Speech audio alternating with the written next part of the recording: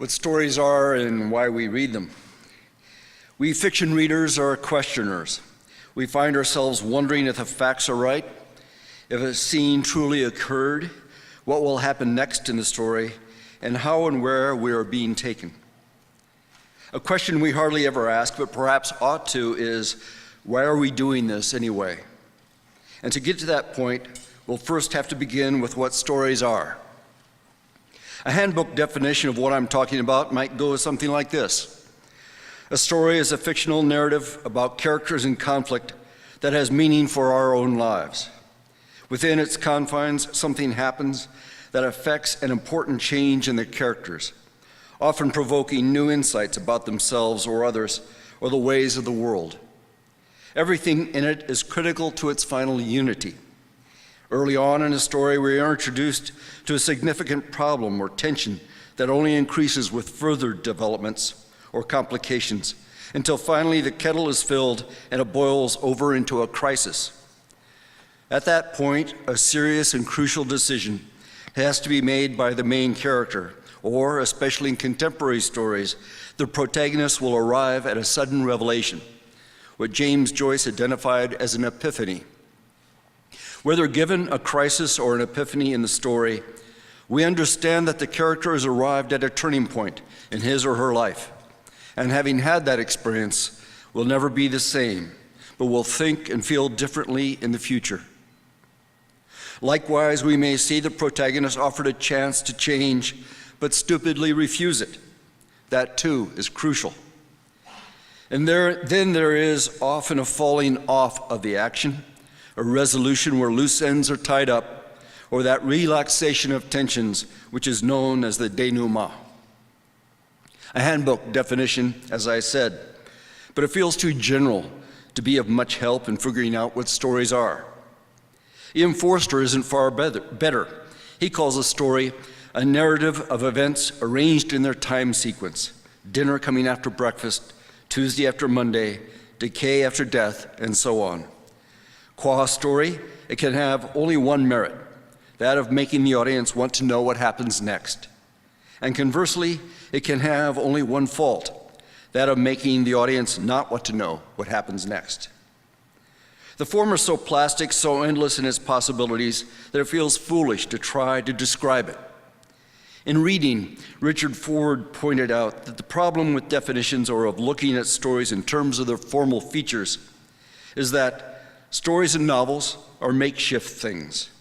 They originate in strong, disorderly impulses, are supplied by random accumulations of life and words, and proceed in their creation by mischance, faulty memory, distorted understanding, weariness, deceit of almost every imaginable kind, by luck and by the stresses of increasingly inadequate vocabulary and wandering imagination, with the result often being a straining, barely containable object held in fierce and sometimes inefficient control.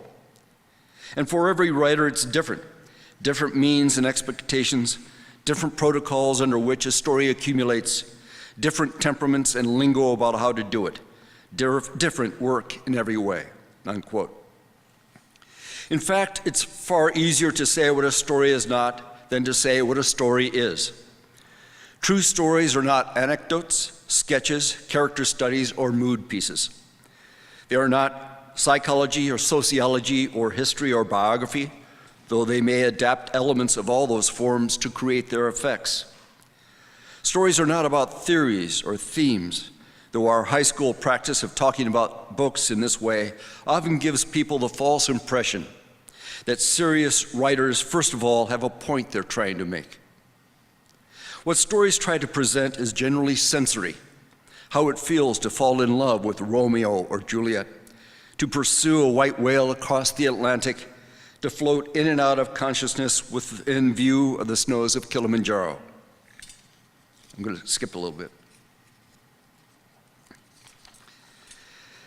Early in The Last Tycoon, F. Scott Fitzgerald's unfinished novel, a British screenwriter named George Boxley visits the office of the movie tycoon Monroe Star and sits, quote, as if two invisible attendants seized his arms and set him down forcibly into it.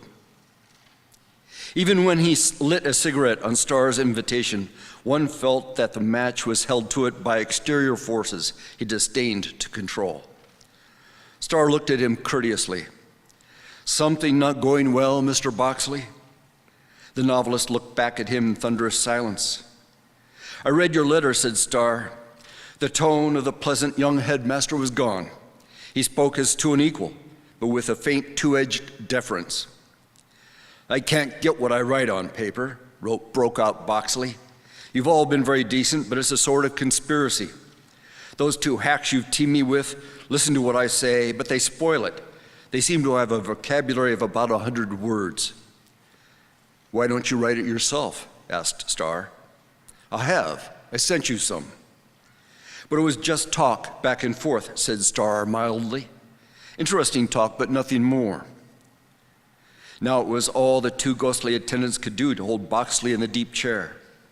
He struggled to get up. He uttered a single quiet bark with some relation to laughter, but none to amusement, and said, "I don't think you people read things. The men are dueling when the conversation takes place. And at the end, one of them falls into a well and has to be hauled up in a bucket." He barked again and subsided. "Would you write that in a book of your own, Mr. Boxley?" "What? Naturally not. You consider it too cheap." "Movie standards are different," said Boxley, hedging. "Do you ever go to them?" "No, almost never." "Isn't it because people are always dueling and falling down wells?" "Yes, and wearing strained facial expressions and talking incredible and unnatural dialogue." "Skip the dialogue for a moment," said Starr. "Granted, your dialogue is more graceful than what these hacks can write. That's why we brought you here in the first place. But let's imagine something that isn't either bad dialogue or jumping down a well. Has your office got a stove in it that lights with a match?" "I think it has," said Boxley stiffly, "but I never use it. Suppose you're in your office. You've been fighting duels or writing all day, and you're too tired to fight or write anymore. You're sitting there staring, dull, like we all get sometimes. A pretty stenographer that you've never seen before comes into the room and you watch her idly. She doesn't see you, though you're very close to her. She takes off her gloves, opens her purse, and dumps it out on a table." Starr stood up, tossing his key ring on his desk. "She has 2 dimes and a nickel, and a cardboard matchbox. She leaves the nickel on the desk, puts the 2 dimes back into her purse, and takes her black gloves to the stove, opens it, and puts them inside. There's 1 match in the matchbox, and she starts to light it, kneeling by the stove. You notice that there's a stiff wind blowing in the window. But just then, your telephone rings. The girl picks it up, says hello, listens, and says deliberately into the phone, 'I've never owned a pair of black gloves in my life.' She hangs up, kneels by the stove again, and just as she lights the match, you glance around very suddenly and see that there's another man in the office, watching every move the girl makes." Starr paused. He picked up his keys and put them in his pocket. "Go on," said Boxley, smiling. "What happens?" "I don't know," said Starr. "I was just making pictures." "It's just melodrama," Boxley said. "Not necessarily," said Starr. "In any case, nobody has moved violently or talked cheap dialogue or had any facial expression at all. There was only 1 bad line, and a writer like you could improve it. But you were interested." "What was the nickel for?" asked Boxley evasively. "I don't know," said Starr. Suddenly he laughed. "Oh yes, the nickel was for the movies." The 2 invisible attendants seemed to release Boxley. He relaxed, leaned back in his chair, and laughed. "What the hell do you pay me for?" he demanded. "I don't understand the damn stuff." "You will," said Starr, grinning, "or you wouldn't have asked about the nickel." I've often read that passage to my creative writing students on the first day of class because it gets so deftly at the heart of what fiction writers do. "I was just making pictures," Starr said. And of course, F. Scott Fitzgerald was making pictures when the screenwriter seemed forced into his chair and his match seemed held to his cigarette by another. But it's Starr's illustration of sheer storytelling that I particularly want my writing students to pay attention to. We have quite a simple setup: a tired writer in his Hollywood office who is unseen by a pretty stenographer. We have the fragmentary beginnings of a plot when she furtively pitches her black gloves into a stove and empties her purse on the desktop. We have one plot complication when she lies on the phone, and a further complication when the tired writer notices another man in the room watching every move the stenographer makes. We have a lot of questions and even some foreboding. When Starr pauses in his story, we feel the interruption like a tease. And when he confesses he doesn't know where his plot is headed, our disappointment tells us how deeply hooked we were. We may feel duped or toyed with later, but while he held our attention, we were elsewhere and keenly interested and forgetful of ourselves. We often have no idea what time it is when we're truly fascinated with our reading.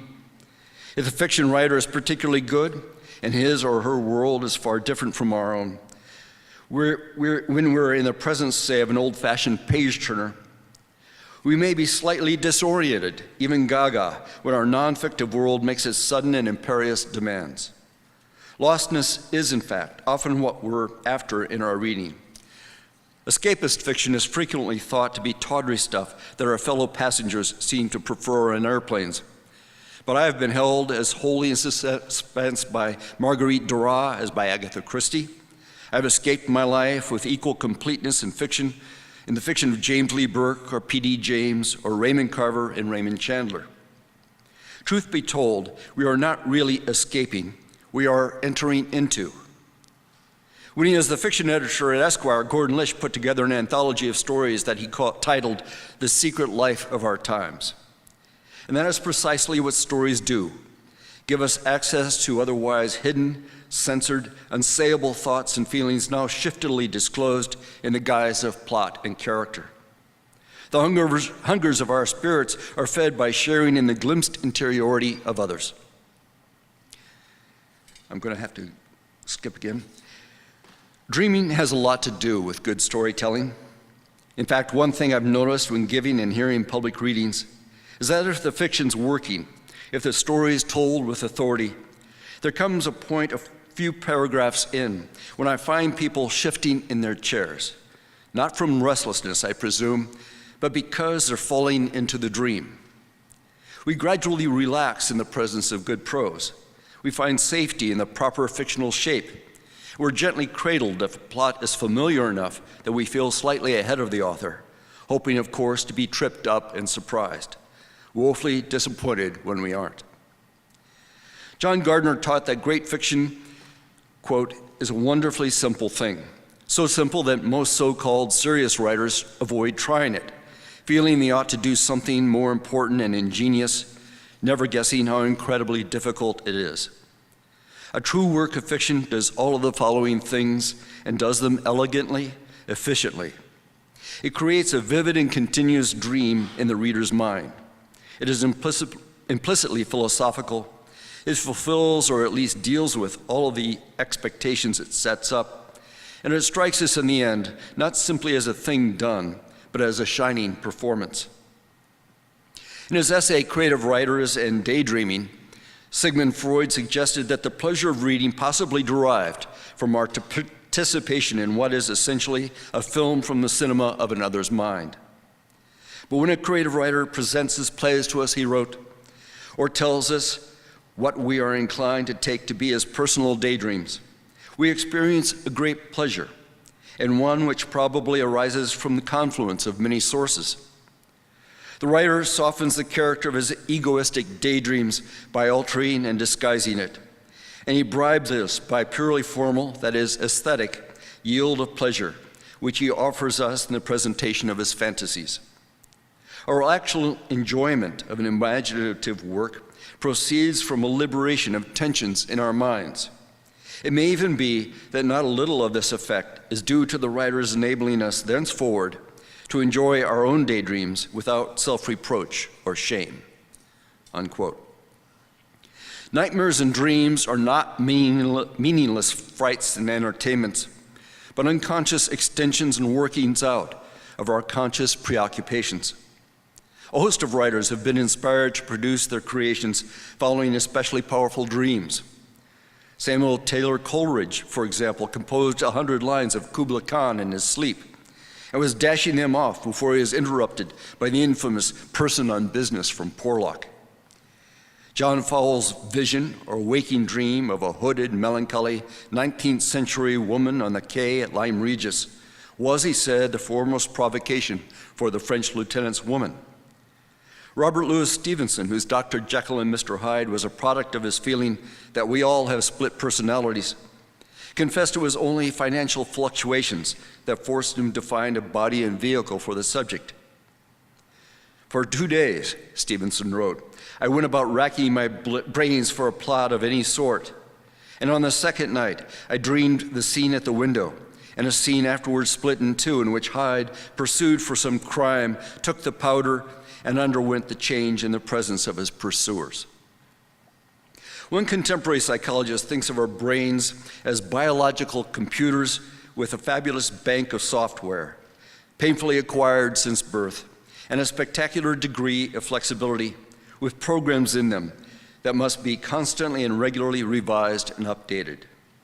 Quote, sleep is the period when the brain comes offline, cutting itself off from the sensory input and restricting psychomotor input. In this offline period, the great software files of the brain become open and available for revision in the light of changes that have taken place as a result of the horde of new experiences which occur every day, unquote. With some complex surgery and electrical hookups, Michel Jouvet, a French neurophysiologist, was able to force sleeping cats to perform the stalking, crouching, and pouncing movements the cats would have otherwise felt they were doing in those highly active phases of sleep in which dreams are known to occur. Even cats that had never hunted their food went through a full range of predatory exercises as if they were rerunning and rechecking their basic programs for survival in order to have them in good working order, just in case. Nicholas Humphrey of Cambridge University has postulated that in much the same way human beings go through regular tests of their basic programs in social survival. Dreams are, he thinks, quote, like dress rehearsals for events we can expect, hope for, or fear in everyday life. Situations present themselves in which the dreamer is an actor, playing a part, coping with the often strange twists of the plot, keeping abreast of the unfolding drama, unquote. Which brings us back to story.